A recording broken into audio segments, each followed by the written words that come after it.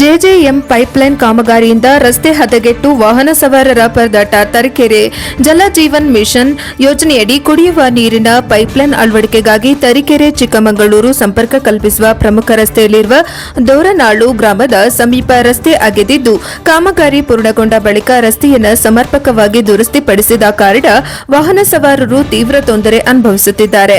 ತರೀಕೆರೆ ಬಿಳಿಕೆರೆ ರಾಷ್ಟ್ರೀಯ ಹೆದ್ದಾರಿಯ ಈ ಭಾಗದಲ್ಲಿ ಪೈಪ್ಲೈನ್ ಅಳವಡಿಸಿದ ನಂತರ ಅಗೆದ ರಸ್ತೆಯನ್ನು ಕಾಂಕ್ರೀಟೀಕರಣ ಮಾಡುವ ಅಥವಾ ಮರುಸ್ಥಾಪನೆ ಮಾಡದೆ ಬಿಟ್ಟಿರುವುದರಿಂದ ರಸ್ತೆ ಉದ್ದಕ್ಕೂ ಗುಂಡಿಗಳು ನಿರ್ಮಾಣವಾಗಿವೆ. ಇದರಿಂದ ಪ್ರತಿದಿನ ಈ ಮಾರ್ಗದಲ್ಲಿ ಸಂಚರಿಸುವ ಬಸ್ಸು, ಲಾರಿ, ಕಾರು, ಜೀಪು ಹಾಗೂ ದ್ವಿಚಕ್ರ ವಾಹನಗಳ ಸಂಚಾರಕ್ಕೆ ಅಡಚಣೆಯಾಗುತ್ತಿದೆ. ಈ ರಸ್ತೆ ತರೀಕೆರೆ, ಲಿಂಗದಹಳ್ಳಿ, ಚಿಕ್ಕಮಗಳೂರು, ಬೀರೂರು ಹಾಗೂ ಕೆಮ್ಮಣ್ಗುಂಡಿ ಸೇರಿದಂತೆ ನೂರಾರು ಗ್ರಾಮಗಳಿಗೆ ಸಂಪರ್ಕ ಕಲ್ಪಿಸುವ ಪ್ರಮುಖ ಮಾರ್ಗವಾಗಿದೆ. ಅಲ್ಲದೆ ಕೆಮ್ಮಣ್ಗುಂಡಿ ಮತ್ತು ದತ್ತಪೀಠದಂತಹ ಪ್ರವಾಸಿ ತಾಣಗಳಿಗೆ ತೆರಳುವ ಸಾವಿರಾರು ಪ್ರವಾಸಿಗರು ಇದೇ ರಸ್ತೆಯನ್ನ ಅವಲಂಬಿಸಿದ್ದಾರೆ. ವಿಶೇಷವಾಗಿ ದ್ವಿಚಕ್ರ ವಾಹನ ಸವಾರರಿಗೆ ರಸ್ತೆಯಲ್ಲಿರುವ ಗುಂಡಿಗಳು ಅಪಾಯಕಾರಿಯಾಗಿದ್ದು, ಗುಂಡಿಯ ಆಳ ಅಂದಾಜು ಸಿಗದೆ ಆಯತಪ್ಪಿ ಬಿದ್ದು ಗಾಯಗೊಳ್ಳುವ ಘಟನೆಗಳು ನಡೆಯುತ್ತಿವೆ ಎಂದು ಸ್ಥಳೀಯ ರೈತ ಷಡಾಕ್ಷರಪ್ಪ ತಿಳಿಸಿದ್ದಾರೆ.